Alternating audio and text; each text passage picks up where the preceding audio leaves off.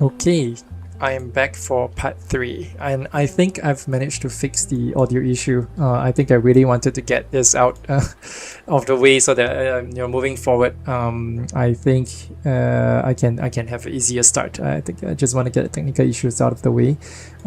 Sorry for the spam, but there's just so much to update you guys. I mean, I'm so excited about this project. There's so much on my mind, and there's so much I want to kind of share. So yeah, if you don't mind, this is just a cozy space for myself to put ideas and have it be recorded. I really am looking forward to having my progress be tracked so that I can always go back and look at them. Even if it's not for you guys, I'm happy to be archiving them. Okay, so yeah, I've also made some tweaks on the audio settings. If they are a little too loud, I'll adjust it the next time, but I also find that the previous audio was a bit too soft. And hopefully there's no more echo sound. I think it was picking up from like multiple locations. So again, usual devlog on the things I've been tackling. Still not ideal, time wasted there, but still it has to be done. I think it needs a lot of value. It has a lot of value to be tracking progress. Okay, so looking at this map top down, I lived in this block here, like in this region, and I as mentioned in the first video, this is my childhood. I've lived here and played here, grew up here for the last 30 years. So I really want to turn this place into like a zombie apocalypse playground, and I've marked out like for example here, rough out of bounds. This is a school, depending on scope whether I can bring that in, but school does present quite a fair bit of gameplay opportunities, so maybe, but it depends on whether I can build the buildings as well to make that happen. Interestingly, just across this kind of like flat area here, there is a police station, right? So you can already imagine like the kind of opportunities it presents in a zombie apocalyptic world. There is a police station. Over here there is like a market, like a hawker, so you can buy food over there, but in a post-apocalyptic world there won't be anything left, but it's also a good place to be looting for food. There's like a grocery store, a couple of grocery stores and coffee shops around this region, like an open car park. But relatively, I think if you can take a look at the map overall, there's a lot of high-rise building, and then over here there's a very low kind of 2-3 story building in one of the concepts that you see in part 2, which is this one. It's one of that street view, which I turned it into kind of like an apocalyptic wall. But yeah, these are the kind of buildings you see there, like 2-3 story buildings. And then I think, yeah, open car parks are good for gameplay opportunities. Some they are here as well, here and here. And then this is actually an interesting location because it has like a reservoir, and maybe, I'm not sure, it could be a landing site for helicopters or something, like I'm not sure, but definitely good for exploring. Over here, all these are just HDBs, which are housing blocks that people lived in. So they are like apartment blocks in Singapore. We call them HDB. And then, yeah, basically the traversal area, as you can see, like here, this entire kind of like arch area is really quite massive. Like the amount of buildings you can explore and go like up every single floor, it is already quite extensive. So I am looking into building a system where these interiors will be populated, maybe like a template, but at the same time, all of them should be accessible. So that is at least the aim, because I don't have a large map. I want it to play vertical, not like horizontal or lateral. Yeah, so over here there's also a stadium. As you can see, like this are kind of maybe like regions within a full gameplay. The dotted lines are like regions to place best. You can form alliance with them, and then they will start trading goods with you in a more regular basis. But yeah, again, all these are very, very fun exploration that I've done with ChatGPT. I would honestly say I don't have 100% of the idea at the start, maybe 70%, but the remaining 30% really came from ChatGPT knowing what the player's sentiments are. Like I think there is one set of notes here, where these are the common requested features, which is to have smarter zombies, dynamic world evolution, where the world is changing. It feels like it is not static, it's leaving, and you as a player leave something behind, like a trail of destruction, or you leave some kind of story as you are exploring certain areas. Your story is left behind. When you revisit it again, it reminds you of the story, that gameplay. Oh, I killed this zombie here, like I almost died, like that kind of story is ever present throughout the world. I think that's what players are asking for. NPC survivors, and that's basically having traders or survivors that you can escort and form allies with, like traders, and stories. Meaningful safe houses. These are likely safe houses across the map, so you don't always have to go back and forth between the base and your other explorative locations. So these are definitely present on my plan. But there is definitely a main base that you'll be building, and that is kind of like your home, right? So it's the safest, coziest, most familiar location, and then the other safe houses are just something that you passes by. And then more environmental storytelling. This is my strength, where I came from, level art. Hopefully I'll be able to bring my experience into that portion. Better end game. I've thought about the end game already, like even though I've barely started. The whole process is to make sure that idea is flushed out, which all falls in this entire pre-production stage. So from the first moment you start playing the game, I have some sort of vision all the way till the very end. The only issue for me is I'm not sure if it's fun, right? And that's part of game building, game development, where you are not sure whether it's fun, and you have to try it, test it, improve on it, innovate, and then you get something better. And definitely getting community to play test it is also part of the process. So which is why I think it's very important for me, like after the ideas are out, the very first thing that I'm churning into isn't going into making sure the world looks beautiful or the character looks amazing. It's actually making sure that the systems are there, and then be able to quickly test the game and make sure it's fun, right? And then after that we can build things on top, because anything that we're building on top are the cherry on the cake. If the cake foundation is not strong, then we want to go back and revisit the cake again before adding all the cream, right? And all the cherries. So that's the base analogy of this approach, which is very similar to what we do in the industry. Okay, so coming back to here, I think that's a fair share, but I want to kind of share as well, like this red dots and lines are basically zip lines. So as you are kind of fighting, this is something that I think came from ChatGPT, where player loves to have distraction. I wanted to bring in distraction, but at the same time, I don't want distraction to happen everywhere. Unlike Battlefield, that gameplay is suited for that.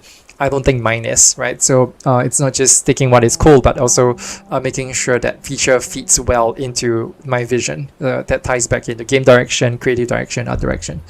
So yeah, again, coming back to this zip lines, the intent is so that you can work your way up individual blocks, reach the roof, fight a boss, unlock the rooftop, and then you unlock basically a point for you to zip line to another block. So you need to kind of strategically find where you want to have those zip lines be connected. So if you fight this one, for example, there is no zip line. So you might not want to work fantasy. You don't want to be working with zip line. Sure, then you can fight this block and nobody's stopping you, right? Again, play as you like, and anything that suits your needs. In this case, for myself, it's just a additional layer of navigation that will be very helpful. And what I really love, I'm going to share that later as well in the later part of the base, is your base is not located like in a bunker or at the ground level or in this kind of secluded house. It is actually at the highest part of the town, right? So you will be looking out from almost like a watchtower, and no zombies can get to you, because I'm gonna create a path that it's kind of not zombie friendly. So you're the only one who can scale the heights, and then you are kind of like in a safe zone, which is why you can go to other safe spots across the map. They are not as safe as this one, right? And you always want to go back to that. I want to have a sense that you are always at the higher up, feeling safe, looking back down, knowing and always reminded that there is danger just across every corner of the map, right? And having a zipline experience is just like that, right? Thinking if I were to kind of cross this, I would have probably fight like 40 zombies where I could zipline across with safety. And still be able to keep my loot and get back home and do my base upgrade. That would be amazing. So it's a great trade-off. But again, if a player who is choosing to fight in the streets, sure, go ahead. You know, like if you're, I imagine at later stages of the game, you will be so strong that most of the zombies wouldn't be a problem for you. Maybe the number, yes, but every archetype wouldn't be, except for the last one, the boss. And that was by intent. That's a feature, not a bug. This is something that I've explored, and again, another kind of cool idea that sparked off from ChatGPT. To be honest, like right now at this stage when I'm sharing this with you, I can't really draw the line between where my idea is and where ChatGPT's idea are, because there is just so much of back and forth and the fusing of ideas between the two to the point where it becomes one. Like I cannot draw a clear line, because if I say that it's part of ChatGPT's idea, it really isn't, because it started from me. I wrote what I wanted, and then we kind of collaborated and improved from there. So if you say that it's mine idea, it's not really as well, because I worked with ChatGPT to make it better, right? Because he or she, ChatGPT is touching base on forums and the entire internet, right? He or she understands the player sentiment and was able to bring those sentiments to me, and we make the idea better, right? So again, as I mentioned, I can't tell whose idea is it anymore. I would just say that it's ours. And my constant kind of flashback of like, hey, I came out with this idea. In my mind, it feels like I worked with somebody else, like a real human, but actually it is not. It is ChatGPT. So that itself is surreal. It's a kind of collaboration. I've not experienced working with AI that deeply. And also working with AI previously has always been about data collection, research work, but in this case, it is a creative brainstorming, and I felt very moved by it. To be very surreal, and I don't really know how to describe that feeling. Yeah. Anyways, coming back to world building, we did work out the lore as well. I maybe should deep dive this into like a separate topic, but we did think ChatGPT and myself did think about how the world got to the current state of like the zombie world, right? I mean, we've discussed Last of Us. We discussed about I Am Legend. We spoke about World War Z. You know, like there's a couple of other ideas out there, but I think for myself, I don't want to be targeting any specific country or any specific organization. I want to kind of have a general sense that the post-apocalyptic kind of like ground zero didn't happen in like one single location. It happened across the globe, somewhat similar like Last of Us, but the root cause is different. I think if you want to kind of dive deeper, it definitely have to be a separate video, but just imagine that there is something that happened across the whole globe, and then outbreaks were happening every single places, and there is only pockets of civilizations left, and yours is one of them. And actually you're the only one, but you don't really know if there are other survivors. So near late game, that's where you get to explore that, hey, there's actually other people around, and you can trade with them. So these are gameplay systems, these are loot classes, and again, brainstorming with ChatGPT on what are the common things that we can find in a world like in Singapore specifically, and in post-apocalyptic. More importantly, I think how are we gonna craft weapons out of those, because I don't want mindless looting where you just kind of bloat up your storage space and then you need to find more storage space and then you have to manage your storage space. That's not my intention, but I want the crafting system and the loot that you're getting to be fulfilling. So yeah, and if you are also very keen in sharing your ideas in this aspect, feel free to comment in the comment section. I'm very interested to hear your thoughts and sentiments on which direction you feel would be kind of something that you like. I do have my vision, but if yours is kind of and how I envision the game, I'll definitely slot that into. Okay, so this one there's also gameplay advancement. So we did speak about let's say different parts of combat area. Then I think this part here, it's kind of digesting everything, and then splitting.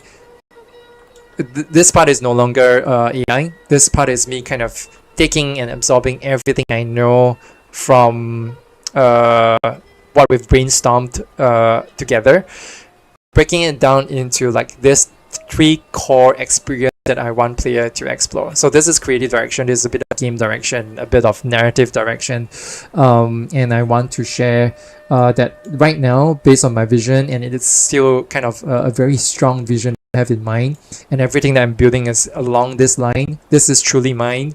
I wouldn't give ChatGPT that credit. It rooted from, inspired from many things that we spoke about, but this 3 ones purely came from me. So the first stage, I want player to experience the life as a survivor, right? So you are basically looting, scouting, anything that you can scour across the world. At this stage, you are basically very much considering and weighing between pros and cons, risk versus reward, right? Like, okay, I think I am running out of food. I really need to replenish my health. I need to get out there, and I know that there's a handful of zombies that is likely gonna kill me. Can I work around this level and then get the replenishment that I need? Or should I stay indoor where there is lesser zombies, but every corner is gonna be uncertain, right? So you're gonna make those decisions across the first stage. Combat is gonna be tough because you barely have any kind of weapons. Even if you have, it's the first grade of weapons. Like I would like you to be able to craft those sabotaging weapons as I described in part 2. If you haven't watched that, go back and watch that part.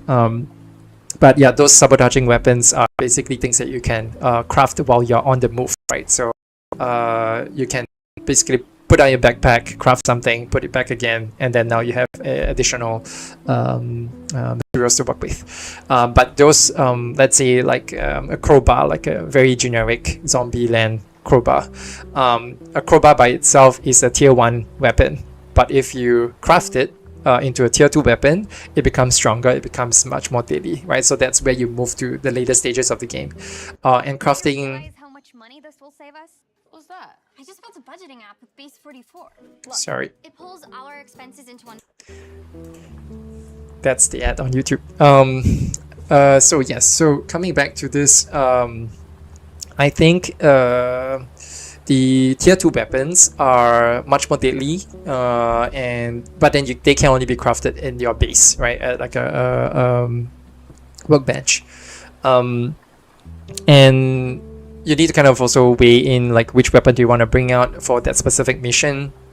You need to plan for your mission and your base to make sure like you have the proper loots, the proper health kits that you have, the proper weapon type for that kind of mission. So I think I'm not planning to spoon feed the player like every step of the way. Oh, this is the mission type A, bring agenda A kind of backpack, right? You as a player through stage 1 learn your own player style, and then build your kind of preference of like, okay, I love this types of weapon more. I feel like I can play with this kind of play style more comfortably, and I get to enjoy that more. Then you want to build your system based on that, right? Where you want to craft more of those items, meaning you'll be then scouting for more of those materials for you to craft those items. The weapon style will likely play in the same style as well, and then you need to plan to make sure you carry those correct weapon for your specific playstyle. And yeah, that's stage 1. Sorry, coming back to stage 1. Life will be tough. I think that's the intent, and maybe you might even die more than you would like to.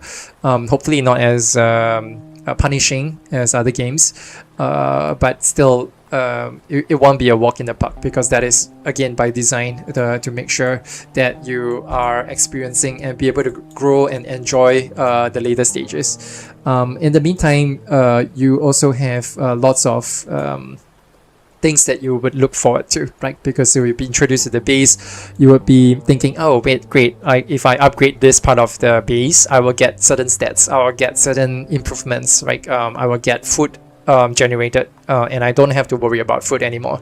Those are kind of things that you want to go out and scour for upgrade items, so that you can upgrade and alleviate yourself from stage 1, and that is the driving force, right? And hopefully again, with the game balancing well, you can get out there, get what you need, come back safe, maybe not 100% of the time, but at least comfortable amount of times, and then you move yourself into stage 2.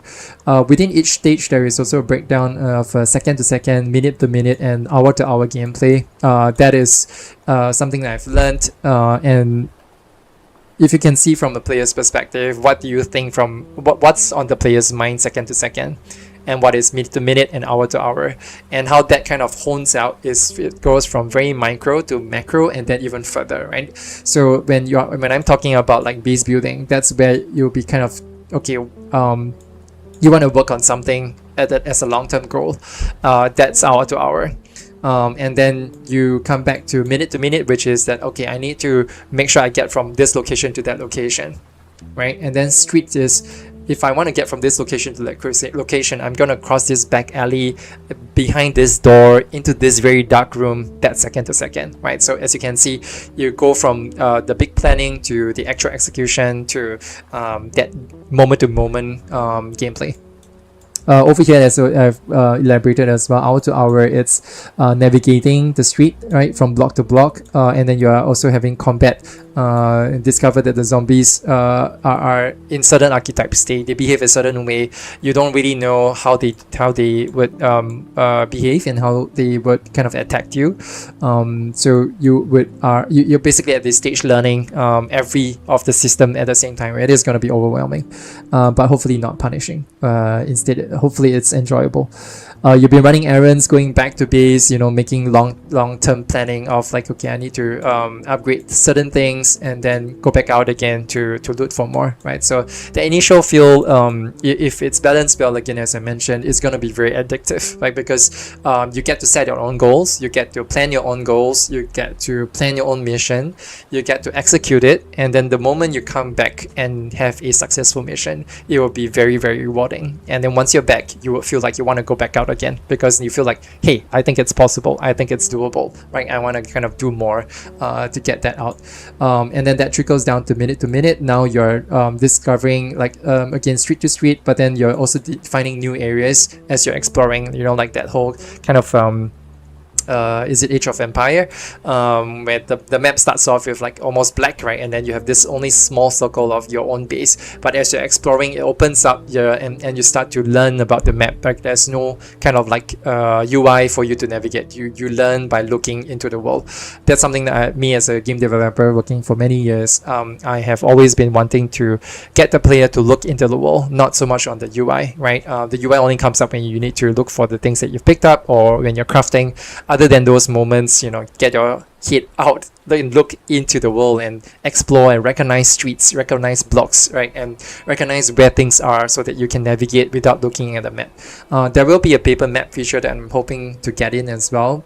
This just for you to orientate yourself if you are lost. But I'm hoping near stage 3 late game, you would know the level inside out, right? So that's something that, which is why I think the level is also not gigantic or humongous, right? It's a very small level, just more verticality. So at some point in time, you'll recognize the map already. Alright, so coming back to the second, as I mentioned, you're worried about, oh, I'm running out of food, I'm running out of water, I need to look for more water, look for more consumables. I just got attacked by a zombie, now I'm kind of pretty low health, maybe mid health or lesser. I need to look for replenishment, right? And I think one way to not make the game that punishing is to have more of this consumables be spawning at the earlier part of stage 1, and then that helps you, alleviate some of those frustration so that you can get back home safely. And yeah, the spawning system is something that I will be building as well, where it detects your health currently. It detects the current items that you have so that you can spawn certain things, right? So I am not planning for, like, if you go to Reddit, for example, and a player says that go to this block, go to this level, this specific house, this specific room, this specific cabinet, you'll find this specific loot. That's not gonna happen, because every gameplay, every time, even within your own game, when you restart it from scratch again, the spawn of the loot will appear at different place. So the next time when you play it again, it's a whole new exploration all over again. But you know at least the zombie, you know the system. But where you found the item will not be at the same place, because the spawn is dynamic. Yeah, so that's something that I would like to drive at. I can foresee kind of balancing issues later on as well, like where and how far do you kind of spawn in terms of both location, geographically, and also chronologically, right? So those are things that I think I'll tackle when it comes. Then once you move into stage 2, this is about learning the system, right? The first one is all about survival. Learning the system, as I mentioned here, is when the zombie is something that you've encountered and you realize that, hey, I actually am able to notice that there are only a handful of archetypes, right? And I am able to tell that they behave in a certain way, and they are behaving with a certain level of weakness, right, in certain aspect, right? So for example, the clicker, as I mentioned in the previous part of this series, it's an auditory zombie. So it's blinded, it can't see, it can only hear, and that means if you can keep yourself, light foot and be able to creep around, you might be able to kind of work around the zombie, right? And if you stay still, you don't move, maybe it doesn't really detect you. So yeah, you basically discover all these things. As I mentioned, there will be like 4 archetypes, maybe a 5th one that I'm planning to have, but these 4 main ones are things that the player would learn and be able to explore. But once you are also learning the system, it's not just about the zombies, but the types of materials you need to craft, right? So from the mobile crafting, where you are able to craft different aspect of those bombs or sabotage weapons, like the tripwire, sorry. You roughly know what materials you need, right? So from there, because you know your own playstyle, you're also looking for all these different types of loots. And as I also previously showcased in part 2, the amount of storage space within your UI is limited as well. So you probably can't carry everything you need, and you need to kind of make sure you prioritize those. There are some items that are stackable, there are some items that are not, right? So that means your inventory will become full quite quickly. So yeah, basically they are also learning those crafting items and what kind of weapons they love more, and that can kind of help them in their combat experience. That's from second to second. And then you have to also learn how to evade, as I mentioned. That's all, that face-to-face experience, and then also learning the level, right? That's second to second. Minute to minute, you discover new areas to find loots, right? So, I realized that I can always be accessing ground floors, but now I realize I can enter second floor. And maybe if you find like a lockpick, now you can enter buildings that are not blocked, and you can access and enter them. But as you explore more of these spaces, you also discover yourself in very tricky situations. So then you learn where to balance that, right? And then you die, and then you respawn again, and you learn that system. So that's basically just trying to explore what you have in the world, digesting those, understand what's out there, what's your capabilities, and then do better. And as I mentioned also, as you're reaching into stage 2, you're also able to enjoy the loot a lot more, right? So you can return with a prize loot, enjoy the reward of upgrading the base, and realize, shit, like I've been worrying about this all this while. Now I can completely put that out of mind, because I have this base upgrade that is going to give resource. Let's say half an hour, I'm going to get 1 for free. And you it. And then now you can do your thing away from being trying to survive, like being level. Now you're starting to own the level. So learn up your own capabilities, meaning this I think I can I've learned how to work around it. The stage 3 zombies are quite easy, right? And you finish that loop, you come back, you would upgrade your system and so yeah, taking stocks on supplies in base, we Oh, I think I have less on this one. Like I've been using so much of this resource to craft my weapon and to upgrade my base. I need to replenish more of this, right? So stock taking to make sure like you have enough resources to keep your base running. And then that goes back to this one again, which is like, okay, I need to mission plan now because I need more of this loot. This block here, I have not explored enough. I barely have any of the interiors explored. I think there will be loots there. I want to go out and try and see if I can find something, right? You head out and then you explore, you learn the system, you learn the layout, and then you come back more familiar than you were when you left off. So that's the whole game call loop. As I mentioned here, survival, your basic necessity is to survive, and then looking to improve the quality of life, right, which is going into the base upgrade area. And then after you've learned the systems, you have mastered the system but you have lack of resources, which is why you're constantly going back out. After you upgrade your system, you're kind of dipping into stage 3. And from here to here, I don't imagine it to be like a 3-day experience. This is likely going to be a 3 months experience. Like you playing every single day. You're going to slowly learn and get familiar, right?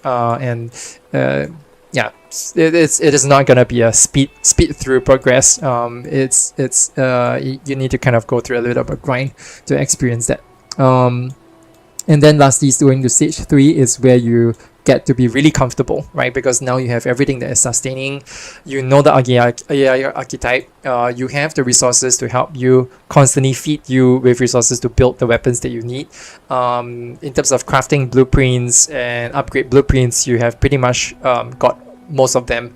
But now it's more about going into the next stage, which is world events, right? I can explore a little bit more on that later. But at this stage, you are also going into quite a comfortable state, but you understand that the brutes, the bosses, and the zombie hordes, I hopefully can get zombie hordes in. I'm still researching on how to do that, but hopefully I can. Is that these two forces are not something that you can fight. Even at this stage, the other zombies are like walk in the park, but the brutes is not. Like it's something that if you're not careful, you can die from it. And the hordes is completely, you cannot fight against it. It's something that you have to work around. So there is still parts of this world that is not completely yours. So you always have certain challenges when you're doing your mission planning. And then lastly, to engage events, as I mentioned. And then now at this stage, I want player to feel like the hunter has now become hunted, right? So the zombies are now being hunted by you. You who has been hunted before has now become the hunter. The role has switched, and you feel very confident in your current position, and you make your choosing, meaning you go out and fight at your own terms. That's the main difference. So from here, surviving, where you're barely trying to hang on to life, to here, it will be very rewarding.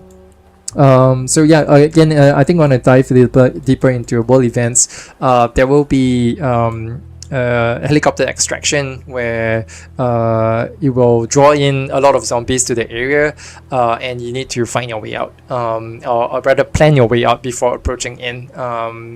And again, these are long-term goals. I think it will only be perfected when I get closer. For now, it is what it is.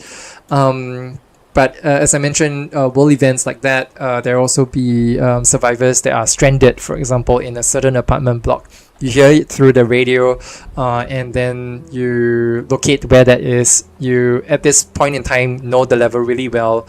You've probably already been through that location before. It was empty back then, but now a survivor has barricaded himself in there just so that the zombies are out of it.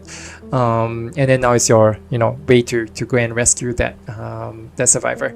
Of course, you can choose not to rescue the survivor, but at the same time, if you do, you basically unlock a trader that can give you resources that you will never be able to find in the level, right? So that's gonna help you build more interesting gameplay on top of that. Couple of the trader system that I have in mind. Let me see where I've put that in here, I think.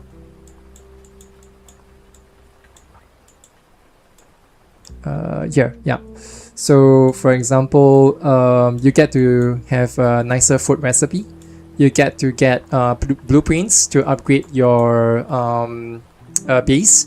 You get to get a coffee machine that helps you have a duration of buff so that you can fight zombies better during a, let's say, 1 hour time frame.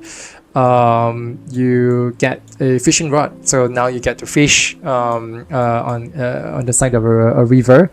You get different types of seeds, so that now you get, you know, more variant in food supply. And then you get the daily weather report, for example. The weather is going to be dynamic, so weather does affect zombie behaviors, your visibility as well. So yeah, having a daily report of the weather, incoming weather, would be very, very helpful. And then medical supply drone drop, so you can book with a faction that can give you drone supply when you're low on health, and you will drop like a health kit so that you can pick it up at an outdoor location. And yeah, basically all these are perks of working with traders, and you don't get all this if you continue to scour the base as it is, the level as it is, without engaging a trader.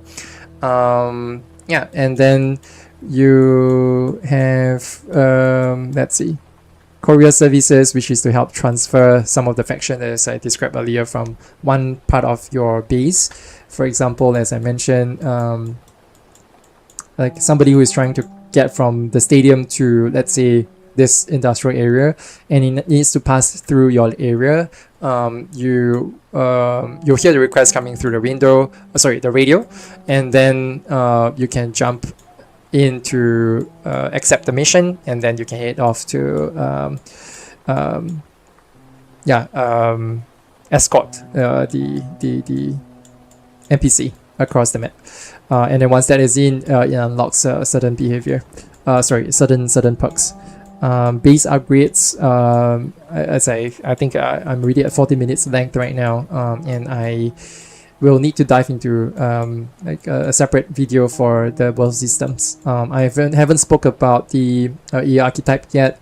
There is also a loot crafting, the weapon craft system that is against individual AI archetype, enemy archetype, which are weakness and which are their strength. And I think this feeds back to, for example, the stage 1 through 3. And I don't want loots to be just meaningless, right? I want them to be giving some kind of purpose. Either it's to upgrade, either it's to craft your weapons to help you fight, or it's gonna help you craft your base, or it's gonna give you quality of life. So I think those are the three main driving force to make sure that loots are sensible and rewarding. Again, with ChatGPT, it came up like a whole ton of objects that I can use. I started expanding and finding pictures, getting really excited, visualizing the world, and then thinking about, wow, shit, like there's lots of things that we can use, like the police station, we can get all these things. But at the same time, as I'm kind of moving away from all this excitement, I started to realize that I need to scale down, because this crafting system that I have, I don't think all of these items are used. So that means if I were to keep all of them, as a player, you will find meaningless loot that is just going to build up your storage for no good reason. And I don't want that, right? So I think every single loot needs to have one or multiple purpose, and that is the intent.